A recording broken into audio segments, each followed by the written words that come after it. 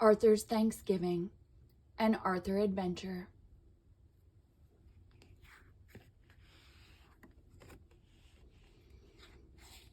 Marc Brown, Arthur's Thanksgiving. Arthur's class was so quiet you could hear a pin drop. Mr. Ratburn was about to announce the director for the Thanksgiving play, The Big Turkey Hunt. Arthur chewed his pencil. "I hope he picks me," whispered Francine. They all held their breath. "I've chosen Arthur to direct the play," said Mr. Ratburn.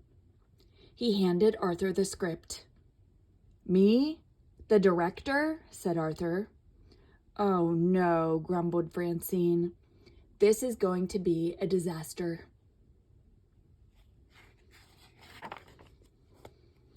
Arthur's first job as director was to assign parts. The narrator would have the most to say, but the turkey, the symbol of Thanksgiving, had the most important role of all. Secretly, Arthur was glad he wouldn't have to be the turkey. But who would play that part? At lunch, Francine gave Arthur 2 chocolate cupcakes. She wanted to be the narrator. Buster even let Arthur borrow his Captain Zoom spaceman. He wanted to be Governor William Bradford. Being the director seemed like fun. Arthur thought Francine would make a good turkey. "Never," said Francine. "I want to be the narrator. Besides, I have the loudest voice." No doubt about that. Francine would be the narrator. Arthur showed Muffy a drawing of the turkey costume. "Lots of feathers," said Arthur. "It's a very glamorous role." "Yuck! Vomitrocious," squealed Muffy. "I should be the Indian princess. I have real braids." "Brain, I've saved the most intelligent part for you," explained Arthur. "No way will I be the turkey," answered the brain. "I'll be the Indian chief." "Buster, you're my best friend," began Arthur.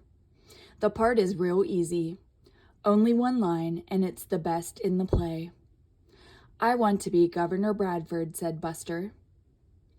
Arthur was so desperate that he asked Binky Barnes.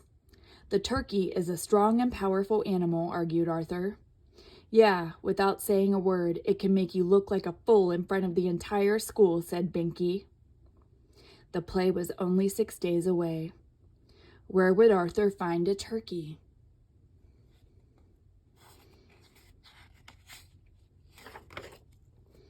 Arthur knew he could count on his family. "I'd love to be the turkey," said his father, "but I have a dentist appointment that I don't want to miss." "The world is full of turkeys," joked his mother. "You should be able to find one." "I wouldn't be caught dead in that outfit," said his sister, D.W.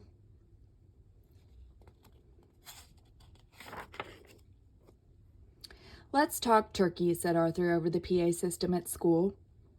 "The best part in the Thanksgiving play is still open. If you're interested, please come to the office at once." No one came to the office. In fact, the principal left the office laughing. Arthur put posters in the cafeteria.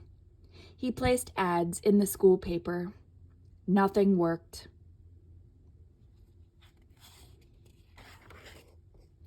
Arthur had other problems too. Muffy complained about everything. "I should be narrator. My parents are paying for the cast party," she whined.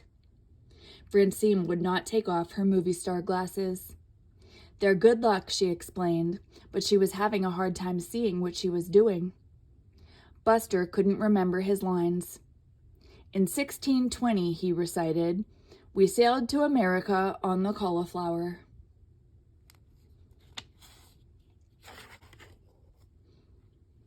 The rehearsals went from bad to worse.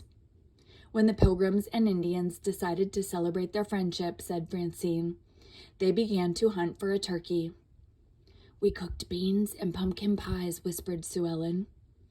"And the Pilgrim men went off to hunt for a turkey." "We made cornbread and picked cranberries," said Muffy. "Oops," and the Indian braves went on their own turkey hunt. Then it was time for Francine to present the turkey. When the Indians and Pilgrims finally found a turkey, she began, there was great rejoicing. Today, when we think of Thanksgiving, we think of turkey. She glared at Arthur. Don't worry, Arthur promised. I told you I'd find a turkey in time.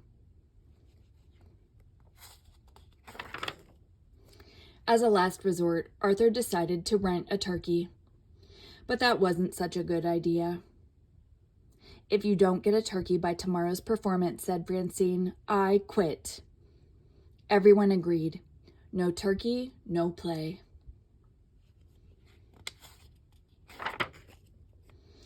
Arthur went home to think. He thought about turkeys while he did arithmetic. He thought about turkeys while he played the piano. And he thought about turkeys while he and D.W. did the dishes. Boy, said D.W., if you want something done right, you have to do it yourself.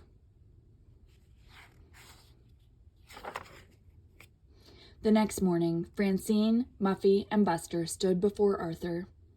They weren't taking any chances. Do we have a turkey? They asked. Arthur just smiled. The whole school filed into the auditorium. Ooh, said the kids when the lights went out. Shh, said the teachers as the curtain went up.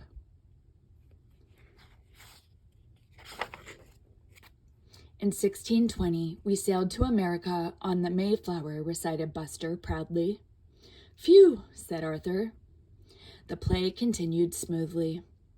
Muffy didn't drop the cranberries. The Brain had his costume on correctly. Sue Ellen said her lines in a loud, clear voice. And Francine had even taken off her movie star glasses. Then it came time for Francine's big speech. She crossed her fingers and began. When the Indians and Pilgrims finally found a turkey, there was great rejoicing. Today, when we think of Thanksgiving, we think of turkey. There was a lot of fumbling behind the curtain. Arthur took a deep breath. He walked on stage. As soon as he did, the audience began to laugh. Arthur turned bright red. This was going to be even worse than he had thought it would be. The turkey, Arthur began, is a symbol of togetherness and thanksgiving, said a chorus of voices behind him.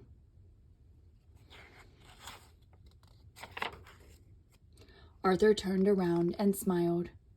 I guess Mom was right. The world is full of turkeys. Okay, turkeys, all together now. Let's hear that last line loud and clear.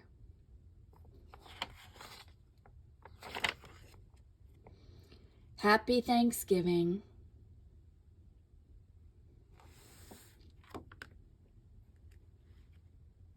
The end.